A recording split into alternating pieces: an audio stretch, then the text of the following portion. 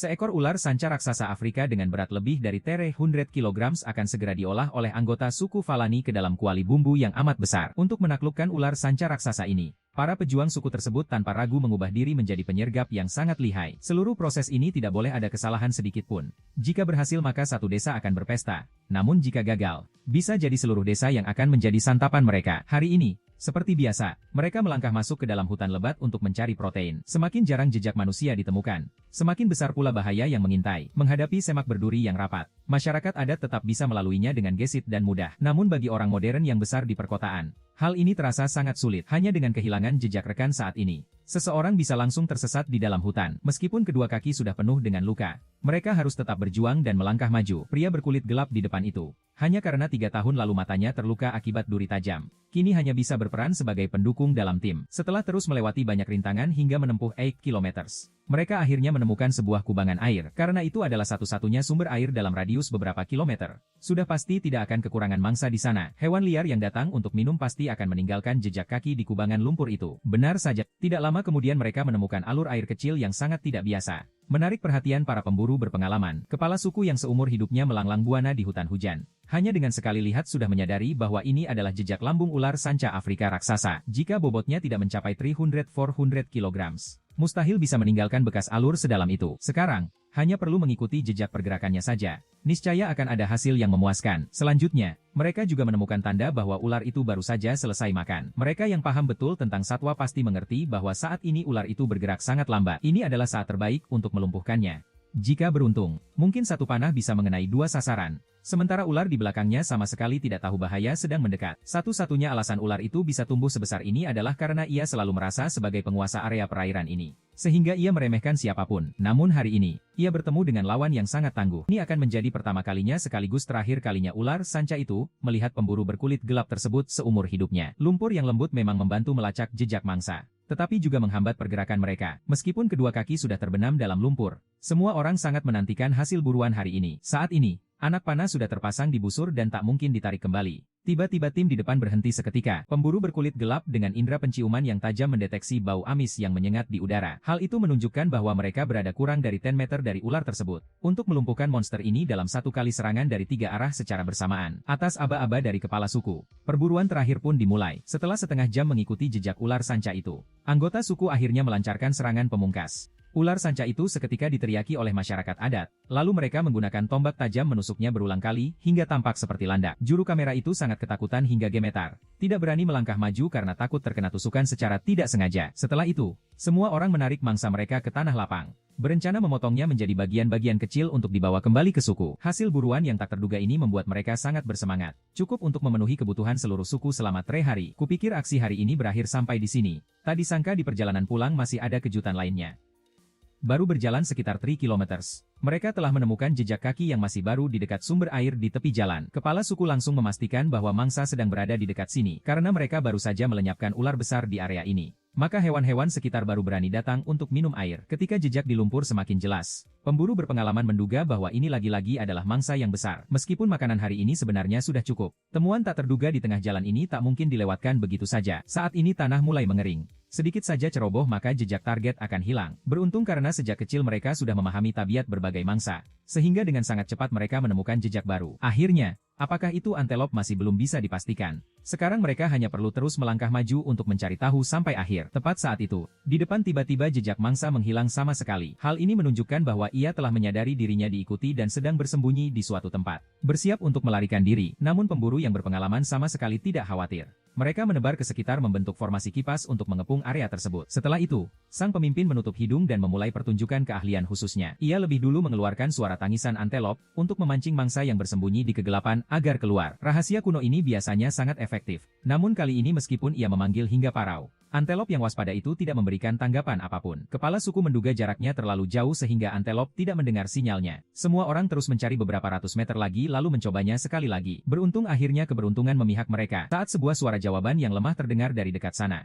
Seekor antelop seketika muncul dalam pandangan mata. Anggota suku segera melesat maju dan dalam waktu sekejap sudah melumpuhkan mangsanya. Benar seperti prediksi sebelumnya. Ini lagi-lagi adalah mangsa yang berukuran besar. Kepala suku menyampaikan bahwa seumur hidupnya belum pernah ada hari di mana hasil buruan bisa selimpah ini. Jumlah makanan ini cukup bagi mereka agar tidak perlu khawatir akan persediaan pangan selama 1 minggu ke depan. Dalam suku tersebut hampir tidak ada orang yang menganggur. Bahkan para wanitanya pun adalah ahli bertahan hidup di alam bebas. Semua itu berkat sumber daya yang melimpah di hutan hujan. Tanaman merambat yang segar menyimpan banyak air di dalamnya. Bahkan jauh lebih bersih dibandingkan air yang tergenang di atas permukaan tanah. Bahkan sang reporter yang sudah banyak bepergian ke berbagai tempat, juga dibuat kagum tidak henti-hentinya oleh pemandangan ini. Saat ini ia terus berseru bahwa ini sungguh sulit dipercaya. Para wanita mengandalkan lapisan tanah lunak dengan cepat menemukan kura-kura darat yang ahli menggali lubang. Meskipun ia bisa dengan cepat masuk ke dalam tanah.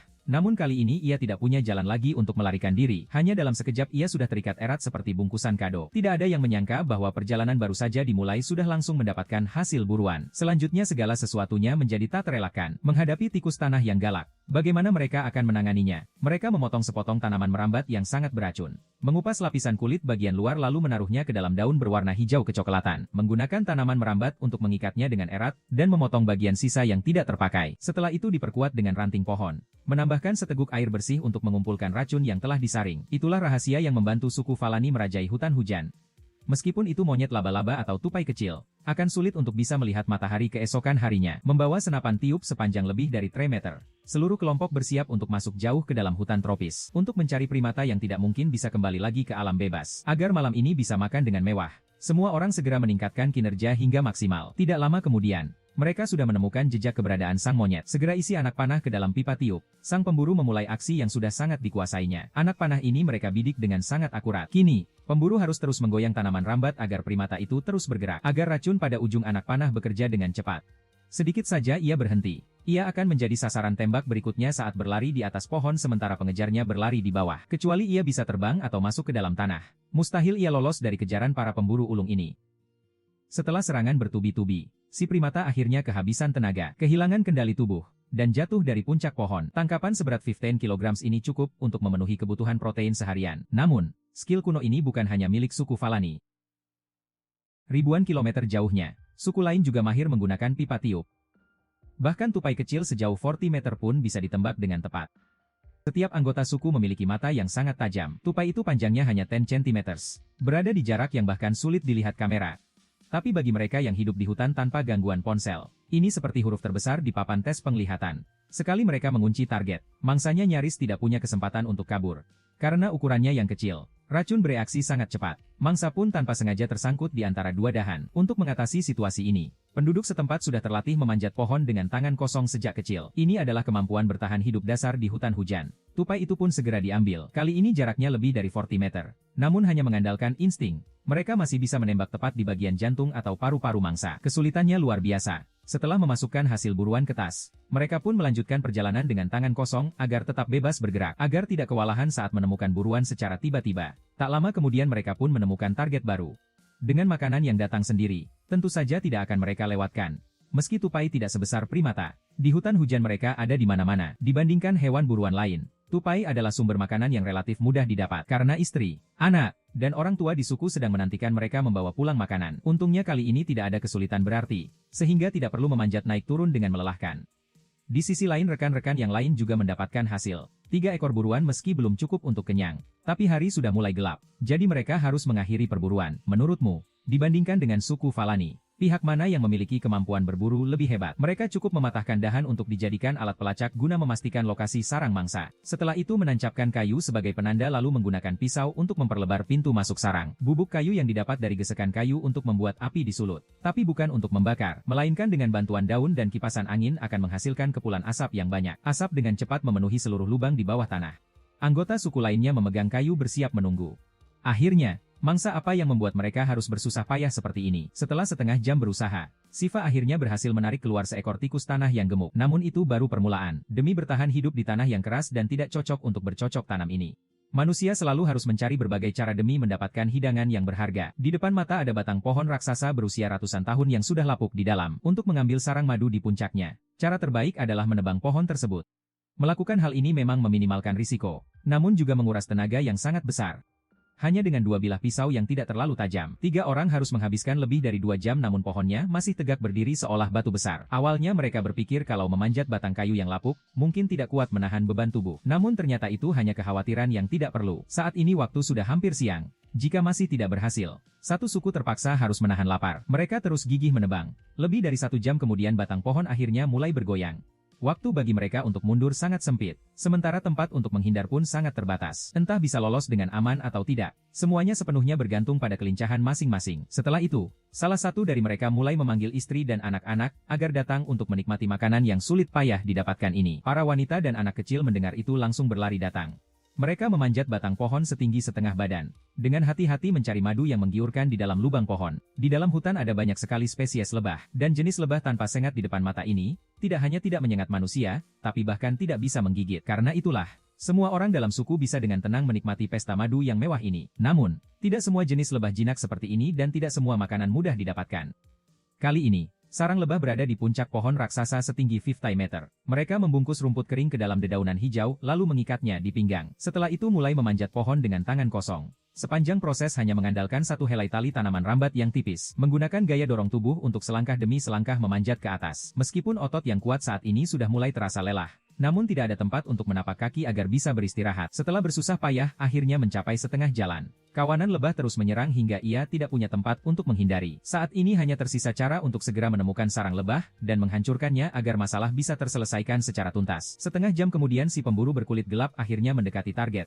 Saat inilah tantangan sesungguhnya bagi keahliannya. Agar mudah mengambil madu, mereka harus memperlebar mulut lubang pohon terlebih dahulu. Rekan lainnya juga naik untuk membantu. Di ketinggian lebih dari 50 meter hanya perlu sedikit saja ceroboh. Akibatnya akan sangat mengerikan. Namun saat melihat ke bawah ke arah pandangan mata penuh harapan dari keluarga di bawah pangkal pohon, maka segala kesulitan di depan mata rasanya tidak lagi berarti. Untungnya kali ini tidak ada kecelakaan yang terjadi. Keduanya dengan lancar bertukar posisi lalu mulai memanen sesuatu yang disamakan dengan emas cair, madu. Lebah-lebah kecil yang marah menyerang balik membuat dia sempat kewalahan. Tetapi demi istri, anak, dan keluarga di suku, dia tetap tidak ragu sedikit pun. Usaha akhirnya terobati. Setelah lebih dari setengah jam madu yang harum manis sudah memenuhi seluruh keranjang. Cukup untuk dikonsumsi seluruh suku dalam sehari. Mereka menggunakan tali rambat untuk perlahan menurunkan keranjang ke bawah pohon. Mereka yang sudah lama kelaparan tidak sabar lagi, dan bersiap menikmati hidangan yang dipertaruhkan dengan nyawa ini. Meskipun mereka tidak terbebani oleh cicilan rumah atau kendaraan, setiap hari mereka menjalani hidup yang penuh kesulitan. Kisah ini juga merupakan sebuah penghormatan bagi orang-orang tak terhitung jumlahnya yang terus berjuang demi kelangsungan hidup. Saat ini, mereka menebas batang pohon dan menggunakan tabung bambu untuk menampung getah dari dedaunan. Meskipun nanti mereka harus menangkap landak dengan tangan kosong. Untuk saat ini mereka harus sangat berhati-hati. Sebagai ahli racun di hutan perawan, mereka sangat memahami kekuatan cairan ini. Karena itulah mereka harus melindungi mata dengan sangat cermat. Setiap tahun selalu ada anggota suku yang mengalami kebutaan karenanya. Jika bukan untuk memburu mangsa besar demi dibawa pulang ke suku, tak seorang pun mau bersusah payah seperti ini. Setelah direbus di atas api besar, getah pohon yang tadinya berwarna putih telah berubah menjadi zat kental berwarna hitam. Mereka mengukir daun pohon menjadi anak panah kecil lalu mengoleskan racun ke ujungnya. Setelah itu mereka mengambil sumpit tiup yang telah diwariskan turun-temurun selama 3 generasi. Mereka menggunakan gigi piranha untuk membuat parit di bagian ujung anak panah agar saat ditembakkan, ujung panah bisa segera patah dan terkunci di dalam tubuh mangsa. Terakhir, dikeringkan di dekat api unggun. Dan semuanya selesai. Berkat sumpit tiup yang dirancang khusus ini, kecepatan anak panah bisa mencapai 100 km per jam. Suku Yasi berkat hal ini bisa berkuasa di seluruh hutan hujan tropis. Hampir tidak ada mangsa yang bisa lolos dari sumpit tiup mereka. Saat ini mereka bersiap masuk lebih dalam ke bagian terdalam hutan, untuk mencari kawanan kera yang bersembunyi di puncak pohon raksasa. Namun, menembus kanopi daun yang tebal untuk menemukan jejak kera bukanlah hal yang mudah. Ketika pandangan terhalang, mereka hanya bisa mengandalkan pendengaran. Setelah setengah jam mencari, akhirnya mereka menemukan lembaran daun yang baru saja dikunyah kera di atas tanah. Berdasarkan kesegarannya, bisa diperkirakan kawanan kera itu tidak berada lebih dari 3 km dari sini. Ketika mereka terus melangkah, tiba-tiba jejak kaki seekor landak muncul dan membuat mereka sangat bersemangat. Dibandingkan dengan kera yang gesit, landak yang bergerak lambat jelas merupakan hidangan yang jauh lebih mudah ditangkap. Hanya dengan beberapa batang kayu pun sudah cukup untuk melumpuhkannya. Dengan cepat mereka menemukan lubang persembunyian landak tersebut. Menggunakan dahan kayu untuk memblokir semua jalan keluar, hingga membuat mangsa terperangkap di dalam sarangnya. Setelah itu mereka membakar rumput kering di depan pintu lubang, memanfaatkan arah angin agar asap dengan cepat merasuk ke dalam sistem terowongan bawah tanah. Anggota lainnya memegang tongkat kayu bersiap menanti. Hanya 10 menit kemudian, landak yang sesak napas muncul untuk menghirup udara, dan seketika itu pula para pemburu menyambutnya. Ketika ia sempat sadar akan apa yang terjadi, sudah terlambat. Tidak peduli bagaimana ia meronta, Ia tidak bisa lolos dari tombak Guros dan akhirnya harus pasrah pada takdir. Di dalam lubang masih ada seekor landak lain, yang sepertinya merasakan situasi di luar sehingga bertekad untuk tidak keluar. Khawatir jika membuang terlalu banyak waktu, kawanan kera akan kabur. Guros pun nekat menahan sakit terkena duri tajam landak dan langsung menariknya keluar. Saat itulah baru ditemukan bahwa ia sudah pusing karena asap. Hasil tangkapan yang tak terduga ini membuat semua orang sangat gembira. Namun karena harus terus mencari kera, membawa beban mangsa seberat lebih dari 30 kg akan sangat melelahkan. Setelah berdiskusi, mereka memutuskan satu orang membawa landak kembali ke suku terlebih dahulu. Sementara yang lain terus mencari Raja Kera. Untungnya kawanan kera tersebut belum pergi jauh untuk menangkap semuanya dalam sekali serang. Orang-orang suku memutuskan mengepung dari 4 arah berbeda, lalu mencari sudut terbaik untuk menembakkan panah. Jarak kesasaran sudah lebih dari 40 meter. Hampir mencapai batas jangkauan sumpit tiup. Anak panah pertama terbang tipis di samping kera namun tetap meleset. Jadi Guros harus mencoba sekali lagi. Setelah menembak, mereka hanya perlu bersabar menunggu racun bereaksi. Teknik primitif kuno seperti ini hanya bisa kita lihat di suku-suku terpencil yang jarang dijamah orang. Saat ini sang Raja Kera sudah mencapai batas kekuatannya. Dengan cepat ia jatuh dari puncak pohon yang tinggi ke tanah. Meskipun sumpitnya terjatuh, mata panah masih tertancap di dalam tubuhnya. Hari ini jelas merupakan hari panen yang sangat melimpah.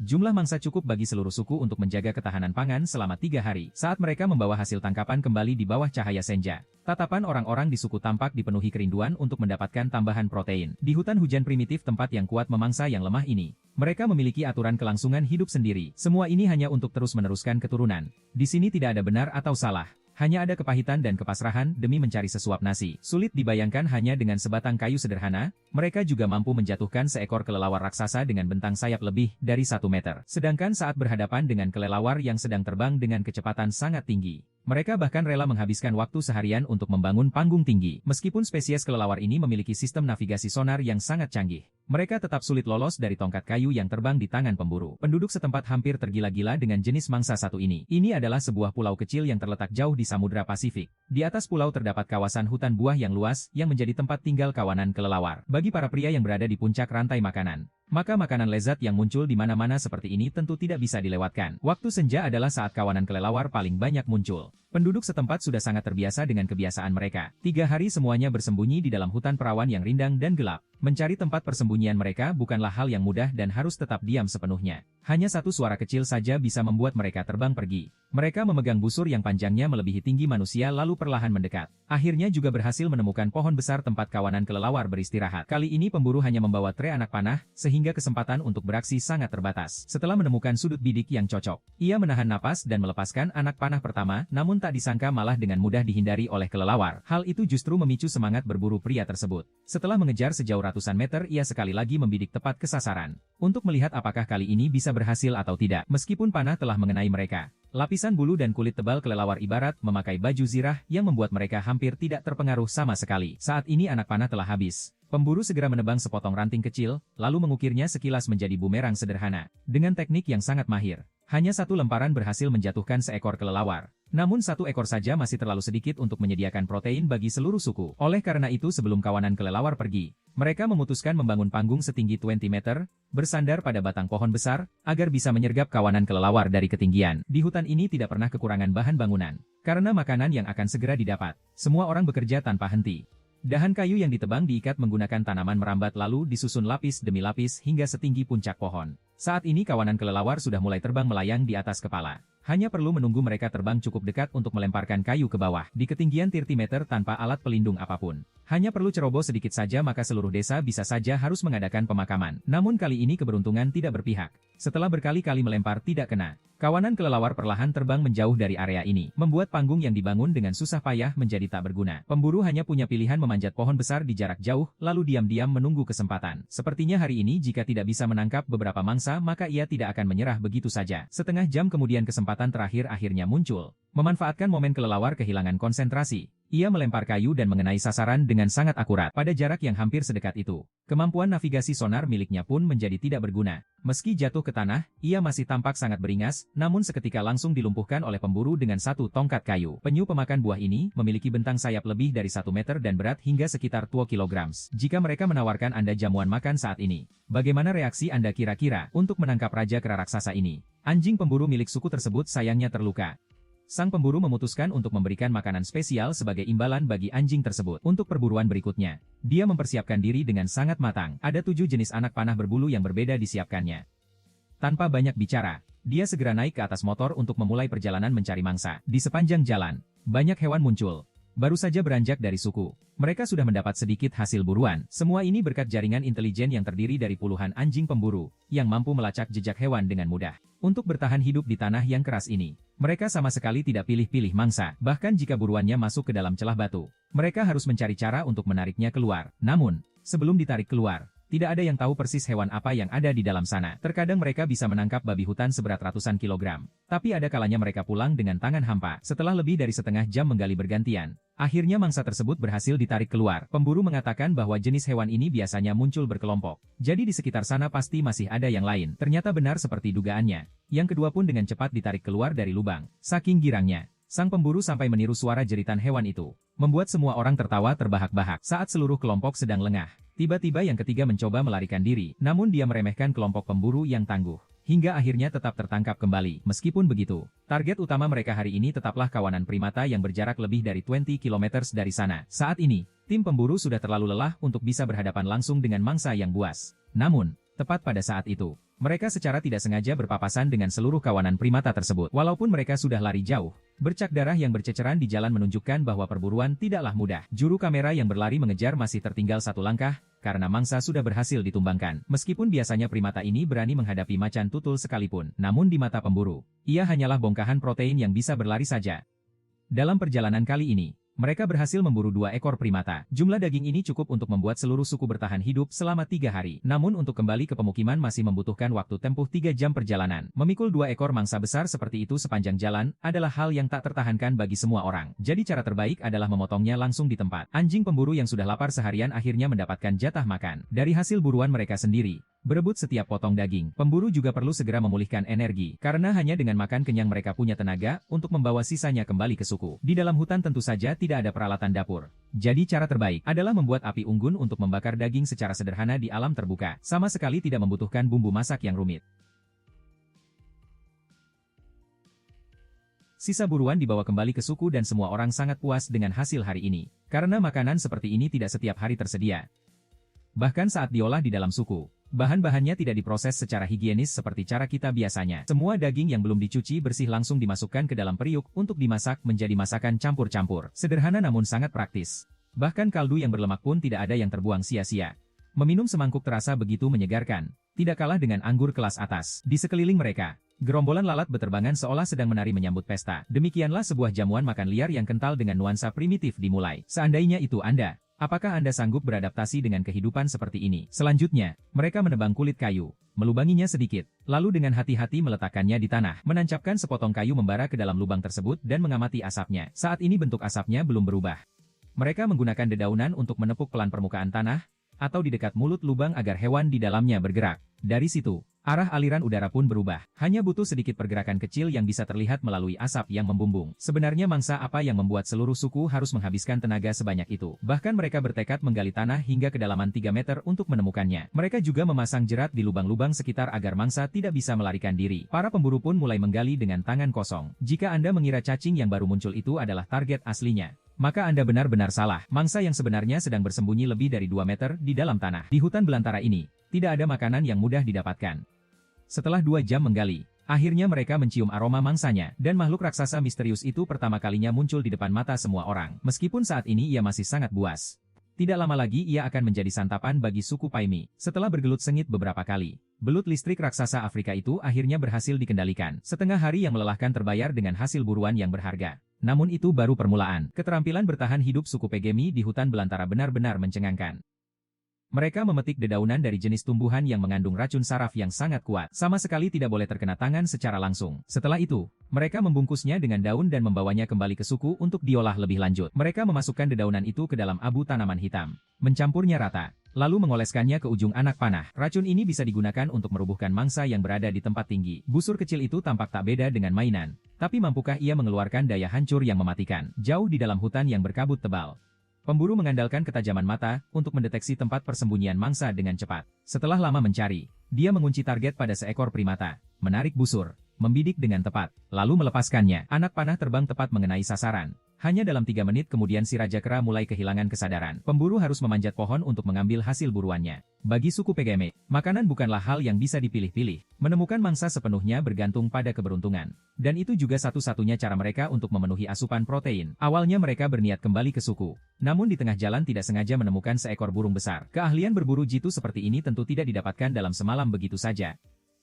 Hasil tangkapan tak terduga ini membuat mereka berdua sangat gembira. Sementara anggota suku lainnya juga tengah bergerak masuk ke dalam hutan lebat untuk berkumpul. Mereka membentangkan jaring raksasa sepanjang ratusan meter membentuk jalur labirin, lalu mulai menggiring hewan-hewan di sekitar masuk ke dalam perangkap. Metodenya sederhana namun sangat efektif. Dan tak butuh waktu lama mereka sudah menangkap seekor antelop. Meskipun tinggi rata-rata suku Pygmy tidak sampai 130 cm.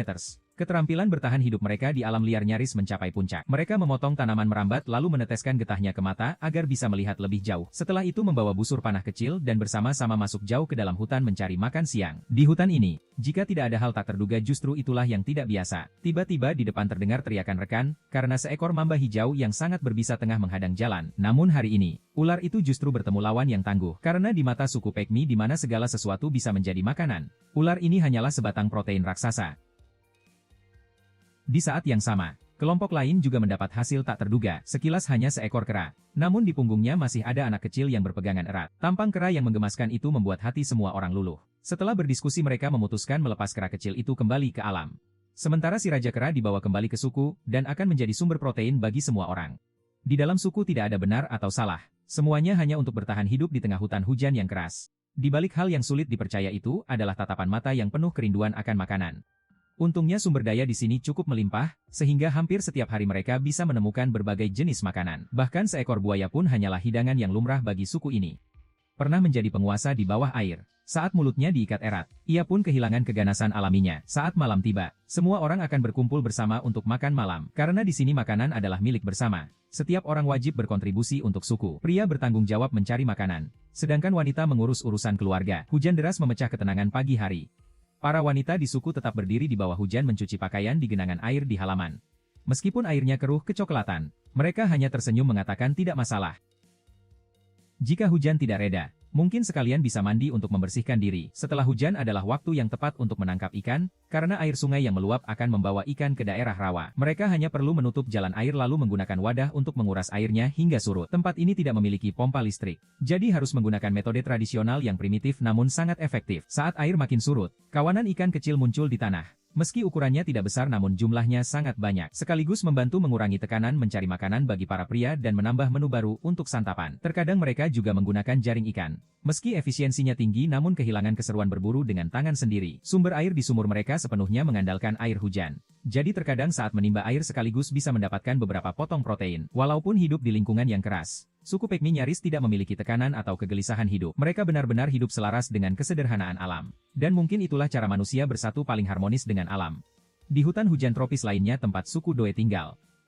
Bahkan hewan besar seberat ratusan kilogram yang bersembunyi di lubang pohon pun tidak bisa lari dari tatapan mata mereka yang tajam. Di hutan yang terisolasi dari dunia luar ini, di mana-mana tersembunyi hewan buas yang tiba-tiba muncul. Demi istri, anak, dan orang tersayang agar tidak kelaparan, mereka terpaksa harus mempertaruhkan nyawa mencari makanan setiap hari. Kembali ke suku, mereka segera bergotong royong mengolah mangsanya. Di dalam suku primitif yang masih banyak keterbatasan seperti suku Doi, makanan jauh lebih berharga daripada apapun. Oleh karena itu, dari awal hingga akhir tidak ada yang terbuang sia-sia. Semuanya dimanfaatkan semaksimal mungkin. Bagian yang tidak bisa dimakan pun akan digunakan untuk keperluan lain dalam kehidupan sehari-hari. Setelah proses pengolahan dasar, daging diletakkan di atas daun besar untuk dipersiapkan dimasak. Mereka menggunakan metode kayu bor untuk mendapatkan api. Menyalakan api kayu, lalu meletakkan panci menunggu santapan matang. Sedangkan bagian tempurung mangsanya diperbaiki. Setelah dijemur kering akan menjadi wadah yang kokoh dan awet. Sekitar setengah jam kemudian, semua orang sudah bisa menikmati makanannya. Meskipun tanpa bumbu apapun, semuanya habis tak tersisa. Semuanya makan dengan lahap. Kehidupan suku Doi tidak memiliki syair indah atau perjalanan jauh. Tempat terjauh yang mereka datangi hanyalah hutan dalam yang berjarak puluhan kilometer dari suku. Jika bukan untuk mencari makanan, bahkan orang-orang seperti wanita di desa seumur hidupnya pun tidak pernah meninggalkan suku. Biasanya mereka ramah dan tenang. Tapi begitu melangkah masuk ke dalam hutan, mereka langsung berubah menjadi pemburu jitu. Bahkan burung yang terbang di atas pun bisa ditembak jatuh. Bulu burung besar akan disimpan untuk dijadikan panah atau hiasan pada topi sebagai hadiah untuk sang istri. Di sini tidak ada lemari pendingin untuk menyimpan makanan. Tetapi mereka punya cara tersendiri, karena di hutan hujan tropis suhu sepanjang tahun hampir stabil. Menyimpannya pun tidak terlalu perlu. Mereka hanya perlu membakar lapisan bulu mangsanya secara cepat agar mudah dibersihkan. Setelah itu, orang yang paling berpengalaman di dalam suku turun tangan, langsung memotong dagingnya. Sekali gesek pisau mereka membagi daging menjadi bagian kecil agar mudah disimpan. Daging ini setelah dipotong akan digantung di langit-langit rumah untuk dikeringkan secara alami. Meskipun tanpa diawetkan garam, daging ini masih bisa bertahan sekitar 3 hari. Saat panci berisi daging panas itu disajikan, semua orang akan berbagi bersama. Meskipun makanan adalah milik bersama namun tidak ada yang berebut atau menghitung siapa dapat lebih atau kurang. Tidak ada kelicikan atau persaingan. Semua orang hidup rukun, menikmati masa kini, dan mencari kedamaian sederhana di dalam jiwa. Mereka tidak memiliki tekanan soal rumah atau kendaraan. Juga tidak iri dengan kemegahan dunia luar. Mungkin senyum tulus seperti itu hanya bisa ditemukan di tempat ini. Jika kalian berada di sini, apakah kalian bisa bertahan hidup atau tidak? Setiap hari mereka harus berburu dan meramu untuk menyambung hidup. Pria itu mengambil secuil hati yang masih panas, lalu memasukkannya ke dalam mulut dan mengunyahnya dengan lahap. Karena belum puas, dia memasukkan tangan ke dalam lambung buruan, mengeluarkan gumpalan rumput, lalu menatapnya sejenak sambil berpikir. Rebusan primitif itulah yang menjadi makan malam bagi seluruh suku. Saat sinar matahari pertama hari baru menyinari hutan, para pemuda di desa pun mulai berburu makanan. Target hari ini adalah babi hutan yang ganas. Namun di perjalanan, mereka tidak melewatkan sumber makanan lainnya, seperti pada pohon purba berusia ribuan tahun di depan mata yang memiliki sarang lebah penuh madu. Ini adalah sumber asupan gula penting bagi seluruh suku. Pemuda itu memanjat ke lubang pohon untuk mengamati. Namun lebah di dalamnya membuat kepalanya pening. Tapi demi menikmati hidangan langka ini, mereka memutuskan menggunakan asap untuk mengusir lebah. Teknik mengebor kayu untuk menciptakan api adalah keterampilan bertahan hidup yang harus dikuasai setiap anggota suku. Mereka menaruh umpan api ke dalam tumpukan rumput kering, lalu meniupnya perlahan. Asap tebal segera mengepul agar jika terjadi kesalahan, mereka bisa segera mundur. Pria itu memasang batang kayu ke batang pohon membentuk tangga darurat lalu mulai memanjat di tengah kepulan asap. Saat ini, lebah-lebah di dalam sarang telah berkumpul di depan pintu sarang. Lebah-lebah mulai melakukan perlawanan sengit saat berhadapan dengan taktik tanpa ampun dari sang pria. Namun, ia tampak sudah terbiasa dengan hal ini sehingga sama sekali tidak gentar. Wajahnya tak berubah dan detak jantungnya tetap tenang. Dengan tenang, tangannya merogoh ke dalam dan mengeluarkan sarang madu yang besar. Rekan-rekannya yang berdiri di bawah pohon langsung mengambilnya dan memakannya dengan lahap. Takut jika orang lain akan mengambilnya. Ketika pria itu berjuang turun dari pohon, sarang madu besar itu sudah habis dibagi rata oleh orang-orang. Di depan sumber makanan yang sulit dicari seperti ini, tidak ada gunanya bersikap formal. Setelah mengisi energi, seluruh kelompok melanjutkan perjalanan dan segera menemukan jejak primata Raja Kera. Meski seganas apapun, ia tidak akan mampu melawan anak panah. Hanya dalam sekejap ia tumbang di bawah panah mereka.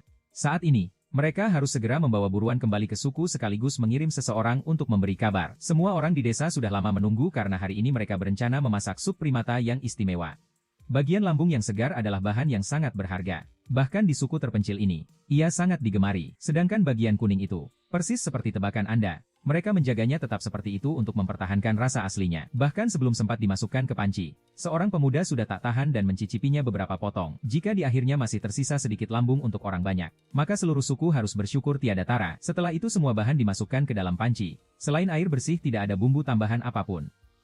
Tapi warna keemasan dari kaldu airnya sudah cukup membuat siapapun yang melihatnya menelan ludah. Seorang pria bahkan sempat memamerkan keahlian luar biasa mengangkat panci panas dengan tangan kosong. Membuat juru kamera yang dari kecil belum pernah melihat pemandangan aneh seperti itu harus melongo takjub. Setelah sekitar 10 menit direbus di atas api besar, air mulai mendidih hebat. Lapisan air yang memutih keruh terlihat tak ubahnya seperti teh susu yang kita kenal. Mereka menggunakan dahan pohon untuk mengaduk terus-menerus agar daging cepat meresap dengan rasa kaldu. Lalu menjatuhkan dahan pohon segar ke tanah sebagai piring. Mengangkat tiap potong daging sampai agak dingin lalu mulai mengunyah potong-potong besar dengan lahap. Meski tanpa bumbu tapi semua orang tetap menikmatinya dengan sangat lezat. Terakhir menyeruput kuah sop yang kental. Aroma segar yang asli memenuhi mulut. Hanya mendengar suara seruputannya saja sudah cukup terasa puas. Jika Anda ditempatkan di sini, apakah Anda bisa beradaptasi dengan kehidupan seperti ini? Tepat saat itu, seekor tupai kecil tiba-tiba melompat keluar membuat pria itu terkejut dan mengumpat. Lalu seketika mengejarnya. Namun dia telah meremehkan lawan, karena tupai itu dengan cepat masuk ke dalam lubang tanah, dan tidak mau muncul lagi. Meski begitu, ia tidak mudah menyerah.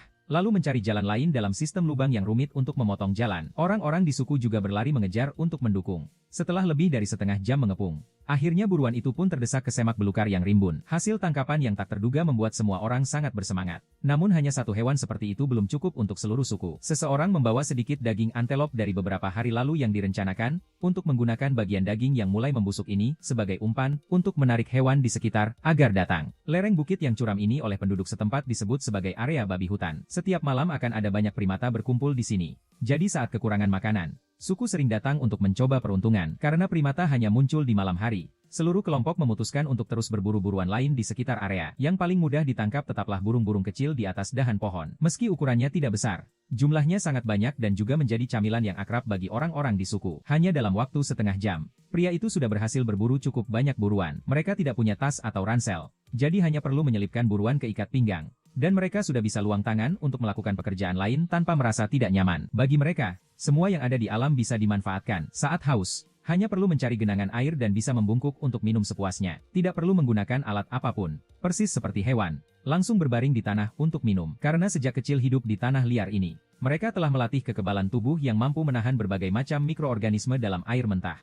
Ketika seluruh grup kembali ke area perburuan primata, hal tak terduga terjadi. Primata yang biasanya muncul di malam hari malah tiba-tiba menampakkan diri di siang bolong. Bahkan pemburu berpengalaman yang hidup dari profesi berburu, seperti mereka pun tidak sepenuhnya yakin akan memenangkan pertempuran saat menghadapi binatang buas seperti itu. Tapi setelah gigih mengejar sejauh 8 kilometers, akhirnya mereka berhasil melumpuhkan buruan tersebut.